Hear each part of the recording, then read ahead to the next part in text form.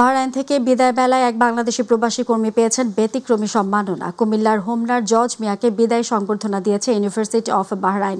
প্রতিনিধি সাইফুল ইসলাম সাইফ জানান, ২০০৭ সালে জীবিকার তাগিদে বাহরাইনে পাড়ি জমান জজ মিয়া অনেক পেশায় কাজ করার পর ২০২০ সালে যোগ দেন ইউনিভার্সিটি অফ বাহরাইনের কলেজ অফ লয়ে একজন ক্লিনার হিসেবে।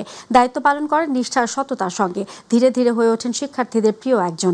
দেশে ফেরার আগে শিক্ষার্থীরা ভালোবাসা আর কৃতজ্ঞতা আয়োজন করেন এক হৃদয়স্পর্শী বিদায় সংবর্ধনা। জজ মিয়া বলেন, এই ভালোবাসা তিনি জীবনে ভুলবেন না। প্রবাস জীবন কষ্টের, কিন্তু মানুষ ভালোবাসলে সবই সহজ হয়ে যায়। বাহরাইন প্রবাসী বাংলাদেশি কমিউনিটির সদস্যরাও গর্বিত।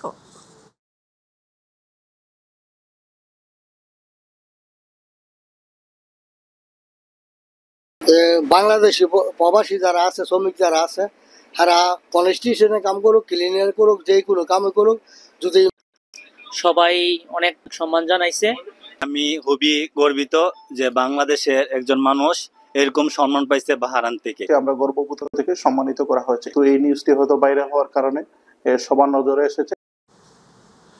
সৌদি আরবের রিয়াদে চিহ্নিত অপহরণকারী দলের অন্যতম সদস্য পারভেজ সহ তার বেশ কয়েকজন সদস্যকে গ্রেফতার করেছে সৌদি পুলিশ।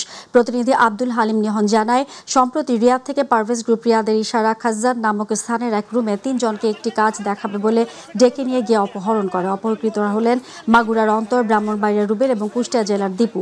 অন্যদিকে তাদের অপহরণ করে অমানসিক নির্যাতন চালানো হয় এবং সেটি তাদের পরিবারের কাছে ভিডিও কলের মাধ্যমে দেখিয়ে যাওয়া হয় মোটা অঙ্কের টাকা। এর মধ্যে দীপুর পরিবার মুক্তিপণের টাকা পাঠালেও তারা টাকা পেয়ে কাউকে ছাড়েনি।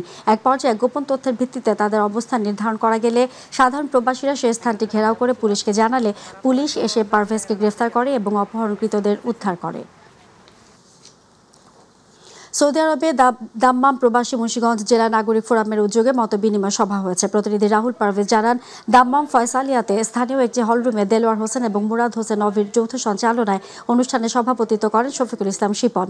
প্রধান অতিথি ছিলেন শেখ মোহাম্মদ আবদুল্লাহ এবং প্রধান বক্তা ছিলেন শহীদুল ইসলাম। এর আগে দাম্মাম প্রবাসী মুন্সিগঞ্জ জেলা নাগরিক ফোরামের পক্ষ থেকে ক্রেস্ট প্রদান করা হয়।